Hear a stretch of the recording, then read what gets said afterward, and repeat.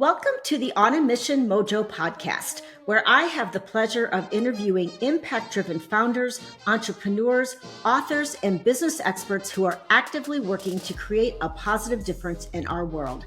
I'm your host, Lori Young, a branding specialist, certified master marketer, and a passionate advocate for brands that possess heart, soul, and an unwavering commitment to drive change for humanity. It takes grit, a visionary mindset, and an abundance of mojo to navigate this journey. And the stories I share will undoubtedly ignite your passion. If you're seeking an infusion of inspiration, motivation, and valuable insights to amplify your impact, let's dive right in.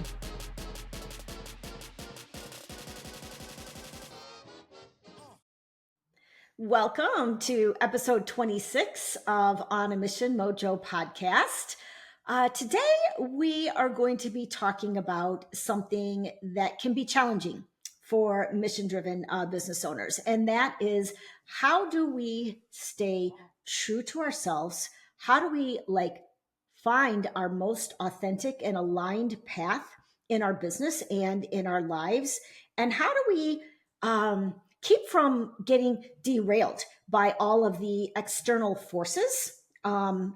Opinions, mindsets, like everything that's going on around us. How do we manage everything and still stay true to our path? Today, I have my guest expert with us today. Her name is Leah Drew. She is a trauma-informed mind-body healing guide, speaker, and host of the Mindful Evolution podcast. Her mission is to empower others with the awareness and tools needed to optimally support their physical, mental, and emotional health and healing. Leah helps people heal from the past, be more grounded in the present moment, own their power, and create the life they dream of while leading as an example and making a bigger impact on the world around them. She helps others turn their wounds into wisdom and their pain into power so they can catalyze their healing and growth, enhance their relationships, step into their fullest self-expression, and reclaim their quality of life. Welcome, Leah. I'm so glad that you're here with us. Why don't we just start? I know that you kind of I shared a little bit about your mission in your introduction, but why don't you share with listeners in your own words of what you're really passionate about, the impact that you're wanting to make in the world? Well, Lori, thank you for having me. It's a pleasure to be here. Uh-huh. And I'm just excited to bring some of the conversation that you and I were having prior to hitting the record button to your listener, because I totally resonate with the journey of business and the entrepreneurial journey. And it can be super challenging in many ways. And it's also a very beautiful and rewarding experience. And yeah, for me, my journey to here, right, to the present moment has been one filled with a lot of physical pain, a lot of mental, emotional pain, a lot of challenges that have ultimately led me to realize how much the world around me was, or how much I was allowing the world around me to take away my power. Okay. And it's been me really learning how to support myself, what I need, what feels good for me, what my path is, like what's in alignment for me. And breaking free from the societal conditioning, breaking free from the beliefs of others, breaking free from the people pleasing, breaking free from everything that everybody else told me that I should be and should look like, and really learning who I am, learning about myself, going so deep within me to really get clear on who am I? How do I want to feel? What is it that I actually want in this world? And how do I want to leave an impact? And through that, I've learned to become empowered over my ability to support myself, like we talked about, physically, mentally, emotionally, and energetically.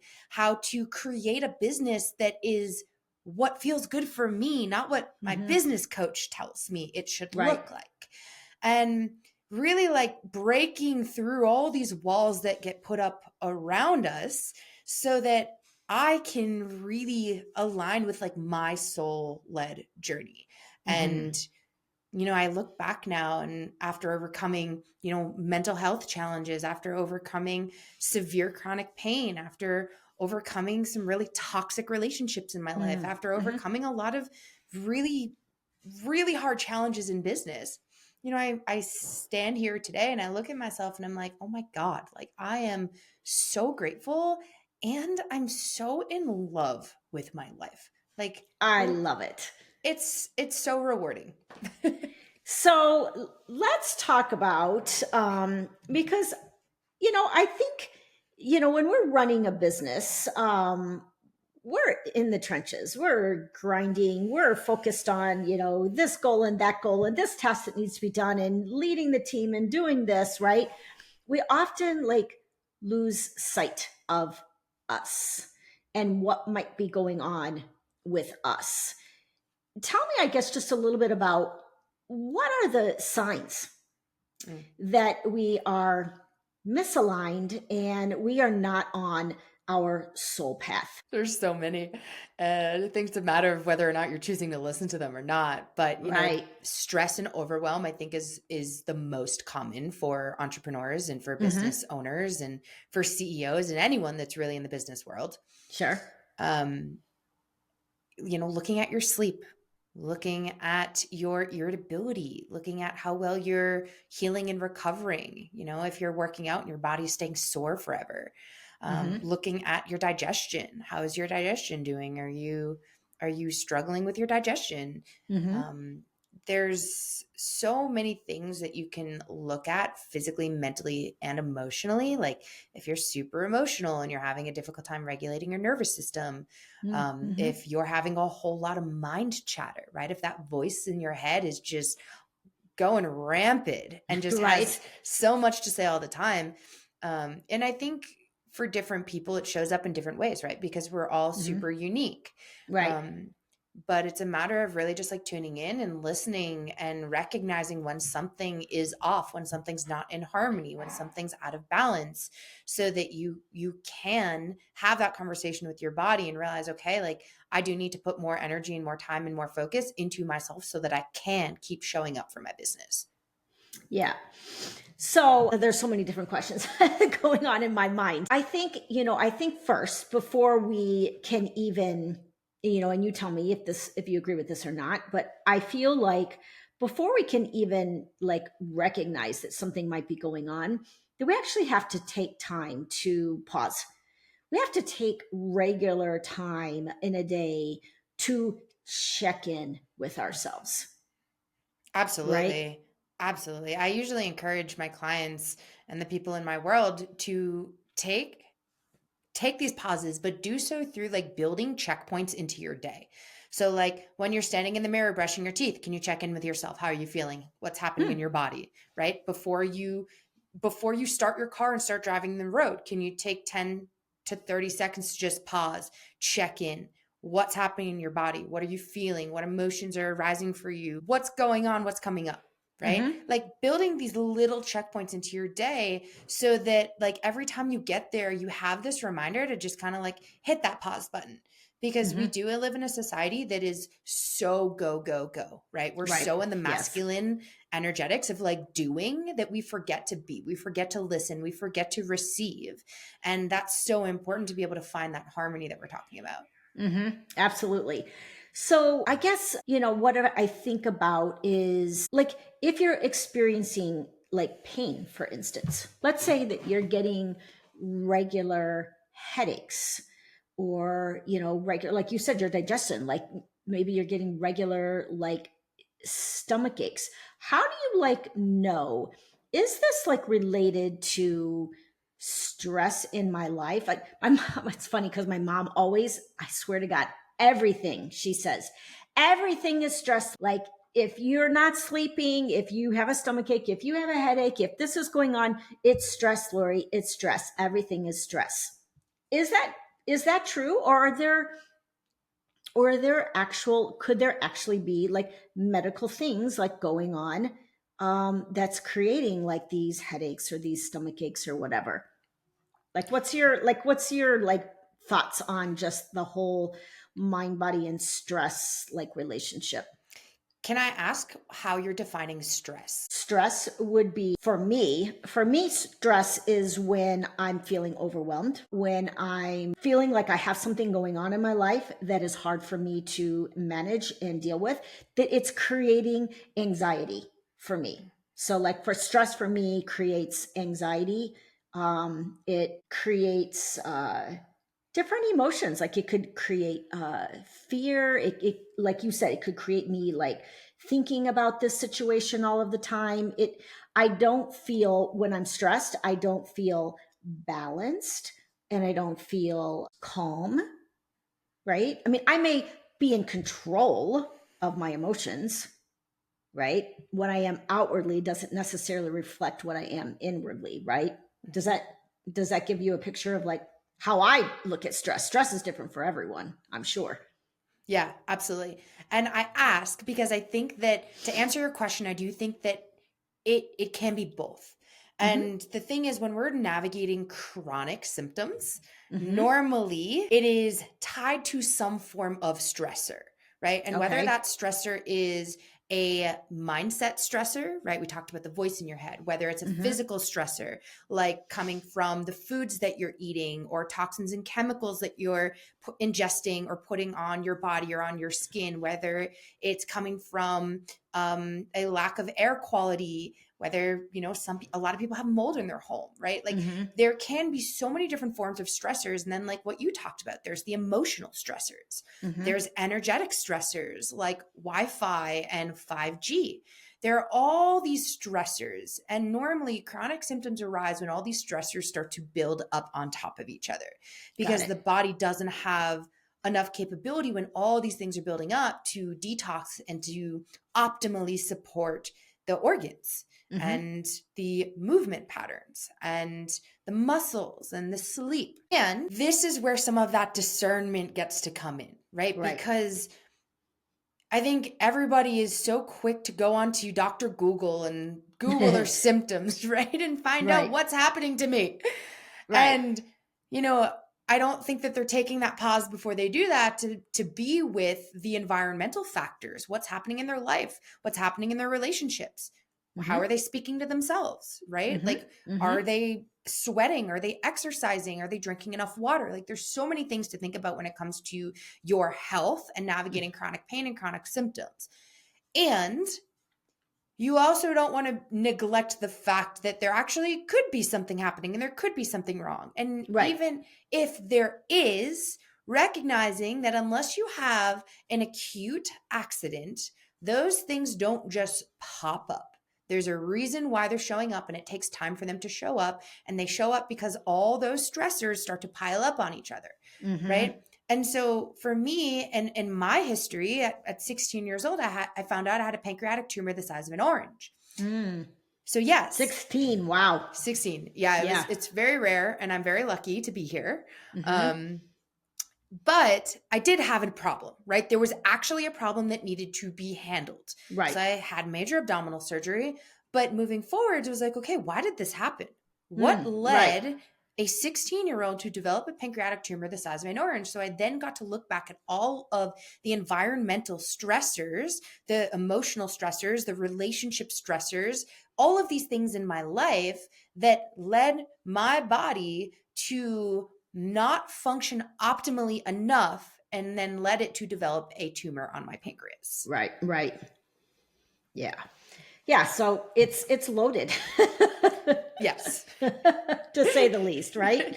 Yeah, there's so many things to look at, which is why, in my opinion, when you're navigating any type of like symptom that you're like, what's happening? This doesn't feel good, to take that pause and take that step back and assess all these different areas of your life, your physical health, your relationships, your work, right? Your Mm-hmm. financials, right? Your spirituality, looking at all these like sections and pillars of your life to get clear on where is there something out of alignment? Where is there something that doesn't feel good? You were talking about overwhelm, and that's Mm-hmm. for you how stress shows up. And it's like, Right. well, what is overwhelming? Where are Mm-hmm. you feeling this overwhelm, and where's it coming from? Right. Because if you don't have clarity around what the root is, then you can't make a change. Right. Exactly. And, and for me, like and I'm sure a million business owners can relate to this. For me, it's just the multiple balls, trying to keep the multiple balls in the air, managing my team, managing my clients, doing business growth activities, writing the blog, it's like a million different things, like a list this long, every day that you're like, oh my God, like, how am I going to get all of this done?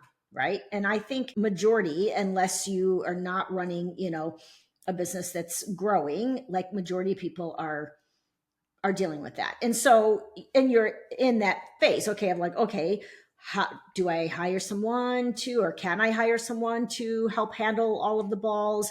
It's like, what is the solution, right? Mm-hmm. Yeah.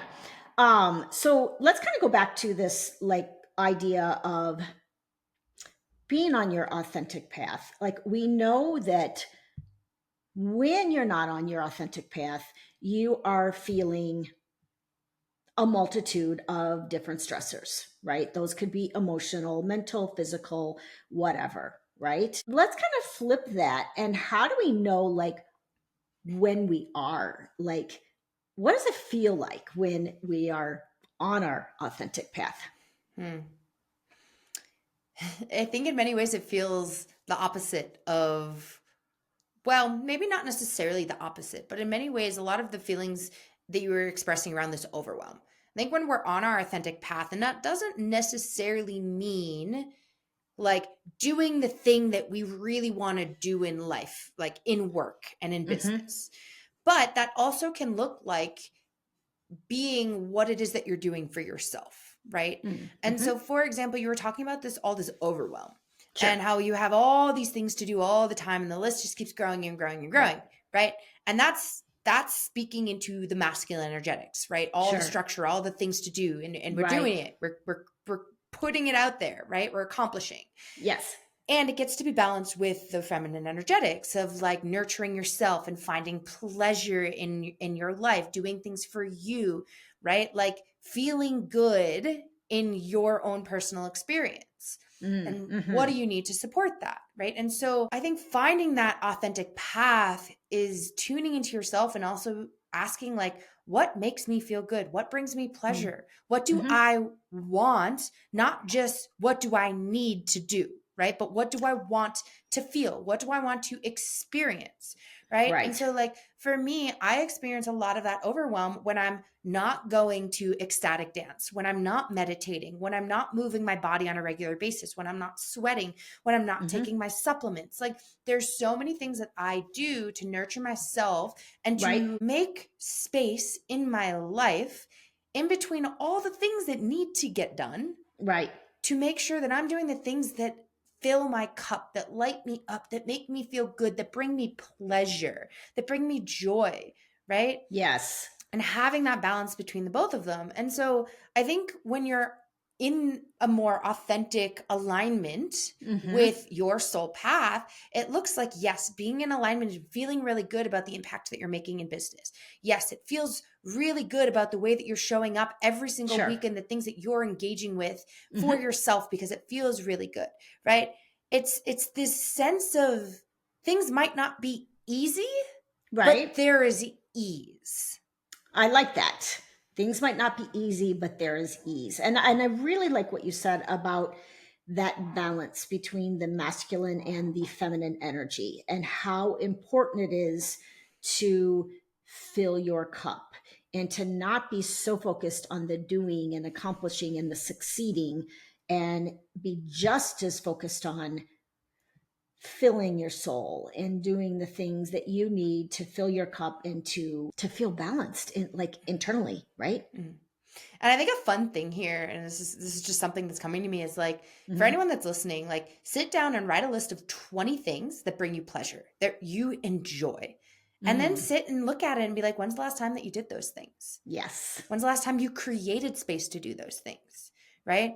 And maybe you may not enjoy it. Like, I don't always enjoy meditation, but the results of meditation is always something that I enjoy, right? And so like Right. doing those things that do bring a sense of pleasure and balance and harmony and joy and ease and happiness into your world. And what do you suggest for people that have gotten maybe disconnected from themselves and they've kind of forgotten like what brings them joy, what brings them ease, what brings them pleasure? I Mm. mean, I used to be a life coach, and I did the same exercise with people. It's like what brings you joy? Like what make a list for your refrigerator of everything that brings you joy and pleasure. And I worked with moms at the time, and they were so disconnected from themselves because their whole life was poured into their kids that it's like me, like I've forgotten what I enjoyed. It's like I forgot who I was. Mhm. Any tips that you could share about like how do you reconnect and tap into those things that bring you joy and pleasure? Mm. The first thing that's coming to me is becoming aware of the labels that you're putting on yourself. Like, for example, you're talking about like the mothers, right? You have a Hmm. baby and now you're labeled as the mother and you forget that you're still you. Right. And yeah, obviously we need to take care of our children and we need to make sure that they're a priority in our lives. And the same thing, if you're not filling up your cup, how can you fill up your child's cup? Right. Right. And so, like, looking at the label that you're putting on yourself and what confines you're now putting within this experience of that label, right? Like, oh, Hmm. maybe a mother doesn't mean I get time with myself, right? What Ah. beliefs are Hmm. coming with that label? Right? What do you Right. actually believe that you're worthy of based off of that label? Like a Hmm. business owner, for example, what are your beliefs around what a business owner's life gets to look like, right? Interesting. Hmm. What are your beliefs around the worthiness and the time that you get to spend by yourself, with yourself alone as a business owner, Hmm. right? And so starting to get clear on like what is the conditioning that's already there before you Mm. can start to create a change. The second thing I would say, I will give you a link to this for your listener. I have a free workshop. It's called the Awareness Seeker Workshop. Okay. And what I love about this workshop is that it gives you the ability to just hit the pause button and get a snapshot of these different areas of your life right here and Hmm. right now. Hmm. Because you cannot create any type of change to change the way you're feeling, to change the experience in your life, to change your future. If one, you don't know what's happening in your world, how you're feeling, and what doesn't feel good. Right. And then number two, looking back and recognizing what is it that was in your life that you've been doing, that you've been engaging with, that led you to this experience right now that's not feeling good. And Right. that's where you get to start to look at what's out of harmony, what's out of balance, what have I not been bringing enough of into my world, what's been too much in my world that's maybe leading Sure. me to feel this way or be out of balance. And Hmm. then you can start to create the changes moving forwards. And then the other thing that I would say with this is like really connecting, like we were talking about earlier, connecting back with like what makes you feel good Hmm. and how can you pull more of that into your life? What do you want your life to feel like? Because your life can't look like the way you want it to unless you know how you want to feel. Your feelings are going to drive the experience. And Hmm. so every day, if you can wake up and remind yourself of how you want to feel, you can do the things that support you in supporting that feeling, which therefore support you in creating the experience that you're looking for. And like I have like it's a little silly, but there's an AI photo of me that when I Hmm. look at it, it embodies my highest self. And I'm like, I love it. it just reminds me all the ways that I want to feel joyful and powerful and confident and embodied and Hmm. and at ease, right? And also in my CEO energy and strong and like clear, right? Like all these things that are going to help with a successful business. And I look at that picture every day on my lock screen because it Hmm. reminds me of how I want to feel. And so pulling something into your life that you can look at, that you can reconnect with on a regular basis, that reminds you of your values, that reminds you of the things that are important, that reminds you to continue connecting with yourself and bringing those things into your life, to keep finding that harmony by creating space for you and separating that from your business. I love it. I was, my spouse and I were just listening to, I live in California, and so we are San Francisco 49ers fans, even though we're in Southern California. We came from Northern California. But anyway, we were listening to an interview with Brock Purdy, who is the quarterback. For people who don't follow football, he's the quarterback of the Niners, and he has the same birthday as me, which is, I think, is super cool. But anything, oh my God, he's like 23 years old, and he is just so incredibly grounded. And one of the things that he said that, like, I thought, wow, he said, my identity is not in football. And I thought, wow, that's profound, because here you are, a San Francisco 49ers quarterback that is heading to the Super Bowl at 23 years old, and your identity is not in football. That's pretty amazing. Well, it kind of comes back to those labels that we were talking about earlier, right? Like when you put your identity into a label or into an experience and are not connecting with your higher self and your heart and your body and like what feels good here, you lose yourself. Right.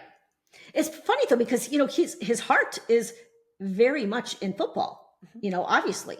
Of course he wants to win. Of course he wants to work hard. Of course he wants to, you know, to be good. And he is passionate about playing football, but his identity is not wrapped up in that. And I think there's a very clear distinction. It's like your business success. And this is something that I am learning myself. Like, this was a big lesson for me in 23 that I continue into 24. And that is, my identity is not connected and tied to my business success. Like, who I am as a person, my character, like who I am in relation to other people, that's part of like my identity. But my business success, like, and my business, like, that is not. Like, if my business got burned to the ground tomorrow, I'm still here and I'm still worthy, and I'm still have something to offer this world. And I think we, as business owners, we need to remember that we are ourselves first, right? Before we are business owners. And if we don't have ourselves and that grounding within ourselves, like, we really can't be at our best in business. No, absolutely not. You are not defined by the success of your business. Right. And you looking at, are you like, how do I want to say this? What are you allowing yourself to experience, enjoy based off of how your business does? And can you find that joy and that pleasure and that all of those other things through like really going within Something yourself? else. Exactly. Right. And learning about your character and what you want and what you want to experience. Like, your business could burn, like you said, your business could burn to the ground tomorrow. What do you have left? And if you are sitting there and you're like, oh my God, I don't know, then there's some deeper self-exploration that you get to step into. And this is what I love helping people do. And I'm not going to lie, I'm super excited for your last question on our podcast today. But this is what I love helping people do, because connecting with yourself is the number one most important. Understanding you, prioritizing you, knowing what brings you happiness and joy aside from your business, and completely disconnecting from every other thing in your life and just being with you, right? Yes. If you were alone on an island, what do? How do you find joy and happiness and what's going to light you up regardless of the circumstances outside of you? Yes. Because there's going to be ups and there's going to be downs in life. It's a freaking roller coaster. We know this in business. Right. And How are you showing up for yourself through all the highs and all the lows? And that, from my experience, is what leads you into that place of alignment. Yes. One of the things that we talked about before we actually, like you said, hit the record button that I want to address because I think it's something that's so important. And that is, how do we discern our own voice from all of the voices around us that are feeding into like our lives, spouses, kids, like you had mentioned before, business coach, Healthcare providers, experts out there that tell you how you should run your business or run your life or do this, do that. How do we get rid of all that noise and listen to our own voice? Love this question. And first, as we've been talking about, really, really getting to know yourself, diving into yourself, doing the deeper healing, building awareness of who you are and what's happening within you. Because if you know your values, if you know and understand your belief system, if you know and understand like your priorities, your boundaries, right? Like what lights you up and what your aligned path is, it becomes easier to discern when something outside of you is starting to influence you and bring you off that path. Mm-hmm. And there's a lot that goes into that. I think one of the big things is like really starting to do some parts work. Internal family systems is really powerful to help you start to gain clarity on all these different parts of yourself, right? You've got, for example, the judge and the critic and all of the, maybe there's a part of you that's super shameful of yourself. Okay. Mm-hmm. Right. And so all these different parts of you have a voice and they all react and respond based off of different situations and circumstances in your life. Yes. And for this podcast, we could also use like, right, success, like the need to have success could also be a part of you. Mm-hmm. And really getting clear on these voices in your head, right? Mm-hmm. You can pile them all together and label them your inner roommate and give your inner roommate one name and then start to break that up into different parts, Mm-hmm. right? Right. But if you can get really clear and discern between what's you and what's this voice in your head, it becomes a lot easier to recognize how to stay in alignment and when you're falling out of that soul-led path, right? Right. And it's not easy. Like the universe is always going to test you.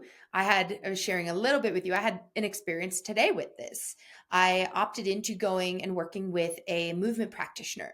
Okay. And I'm very skilled in movement and biomechanics and body work. Like I know a lot in this field. Mm-hmm. And so it was very humbling to be like, okay, I'm going to go see someone because I'm having the shoulder pain. And I know that it's stemming from things that I would like some help and support with. Mm-hmm. So I reached out and I asked for help and I went there today and we had an awesome session. It was super good. I stood in the mirror and I got to see my posture and contract my body in areas that hadn't been turned on and come to the party in a minute. Mm-hmm. And I learned a lot. It was a little bit different from what I was used to, but I received it and I was there with an open mind. Mm-hmm. At the end, I asked her, I was like, okay, what do you recommend? Like, what do you think I should and shouldn't do? Mm-hmm. And the answer that she gave me was pretty much stop everything. And she stop everything. What? Activity wise until like this pain and some of the things that I'm navigating subsides. Okay. Mm-hmm. And I was not in agreement with that. I very much disagreed with it. And she had a belief around how stretching is really bad. And how it actually does not support the goal that we're reaching for. And my opinion was different. I expressed that to her. And for me, I think finding that balance and finding that harmony, like, yes, stretch, yes, move your body in the way that it wants to feel good. And also do the things that are going to help hold that tensegrity, that are going to help hold the stability, that are going to help it support functional movement. So I left there and I found myself having all these beliefs where I was like, am I wrong? Is this yoga teacher training that I just signed up for in Costa Rica? Like, should I have not have done that? Like, I'm starting to second guess everything that I was doing. and the Right. way that I think is that I thought was best. And I had to hit the pause button and be like, you know what? No, I know my path. I know Right. what's best for me. And I know that my everything works best when I find that harmony and not restrict or resist any one particular thing. And it was this really beautiful, like, r- reminder to me of the importance of knowing what supports you, knowing what's best for you. I know Right. my path. I know what works for me. I know what makes me happy and what brings joy into my life. Right. And I can add this other thing, while doing some of the other things that I do really love, and I think that it comes down to that discernment. You do not have to follow everything that somebody else says, like a Hmm. business coach. A business coach is going to tell you her way. It's going to tell you his Yes. his way, the way that worked for them. And Hmm. you get to take what works for you and you get to leave what Hmm. doesn't. You get to take Right. what feels good, you get to leave what doesn't. But the moment that you find yourself following somebody else because of scarcity, because of lack, Mm. because of the need to be accepted, or the fear of being rejected, Mm. that is when you are not in alignment with yourself. Right. Yeah, this reminds me too, just another example that people might be able to relate to as well. And that is, I like what you said, about there's so much wrapped into this, but a lot of our beliefs, as we all know, are very deep, right? They've been ingrained in us for a very long time. We've gotten these, beliefs from our families, peers, wherever, that have been fed to us. And some of them we adopt, some of them we reject, and we rebel against them, right? Myself, I'm a very, when I feel like my most authentic, aligned self, I'm a very open and honest person. I'm vulnerable with my mistakes, with my feelings, with everything, right? It's not always easy, but I feel my best when I do that. My mom, on the other hand, is a very private person, very closed person, and she almost like freaks out about how open I am because it's not her, right? It's not aligned with her. And there's been times where she's literally said, "Oh, I think your website is unprofessional, Lori." And it's just like, "Oh, is my website unprofessional?" Like, oh my God, like because I'm more open about, here's some fun facts about me, here's who I am, right? And then you And start to that's ruminate on all those things that person said, and you're like, wait a minute, you second guess yourself, and like, right, exactly. And but when I come back to it, it's like, no, Lori, you feel your best. You feel most authentic when you are open and honest. And it doesn't matter. Like, if that person over there doesn't like my openness, honesty, and vulnerability, okay, they don't like it. If this person over here absolutely loves that about me, fantastic. We're probably pretty aligned. And either is okay, right? Because it's okay to be closed. It's okay to be private. It's okay to be all of those things if that's what feels good for you and that feels aligned for you. And so we do have to just really make sure that another thing that you talked about that I just want to touch on is success. What is driving your need for success? I think that is a really important question. I've wrestled with that same thing, and I've done some kind of deep energy healing work around that.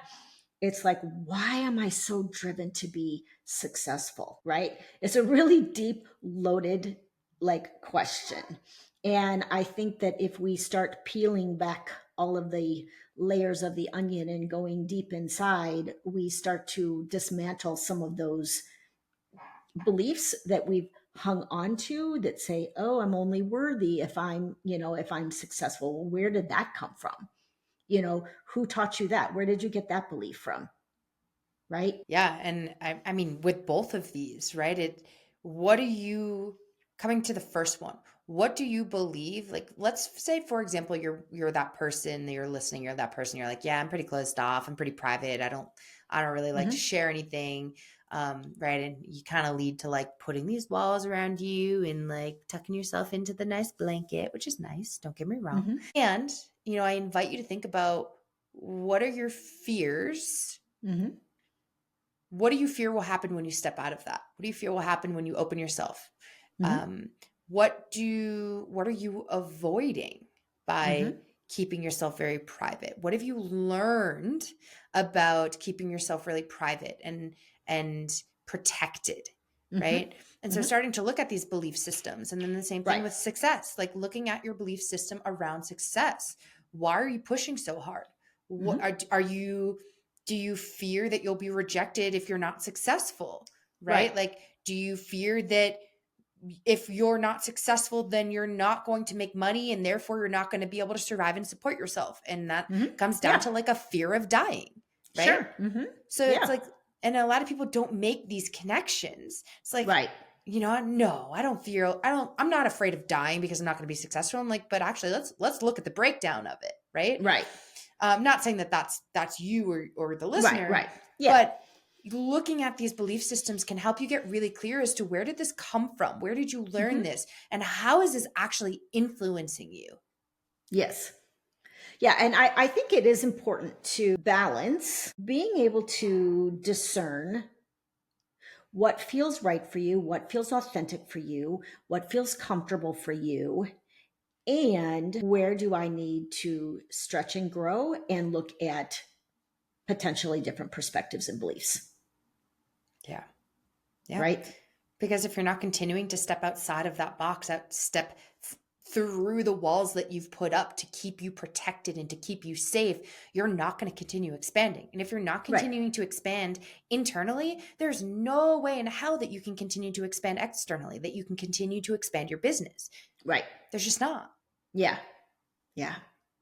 So this has been a great conversation. I always like to close with this question that you're dying to answer, and that is, what is your personal mojo in this world? I really feel like when you are aligned with your most authentic self, everyone, first of all, everyone has a mojo, right?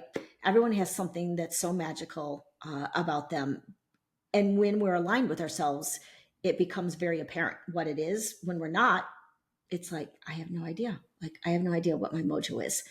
But I have a feeling you know what your mojo is. So please share it with us. So it definitely goes into this umbrella of that authenticity. And for me, I would say my mojo is, it's a mix of multiple different things, but I show up so unapologetically myself.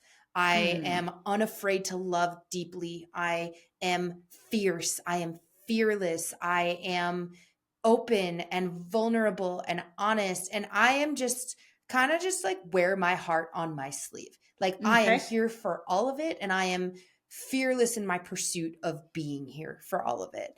And what I see is, and thinking back to my past self and how she used to just feel so afraid to be all of who she is, right? And especially for women, I think that we're very afraid to be all of ourselves, to be all of our messiness, to be all of our feelings and emotions, and to just like be here, right? Like the wild woman. Yes. And what happens when you allow all of yourself to be seen and allow yourself to be vulnerable in that space, other people get to have a reflection through you of what's possible for them. They get to see parts of themselves that they didn't even know existed. And they get to start to dive deeper into the self-exploration. And so for me, by showing up that way, by being silly, by being ridiculous, by being playful, by loving so deeply, I get to inspire other people to do the same. And that's what I would say my mojo is. I love it. I love your energy. It's very powerful. It's very fun. It's very amazing. How would you say that you protect that mojo and make sure, like if you feel like you're losing your mojo, which can happen, how do you protect it?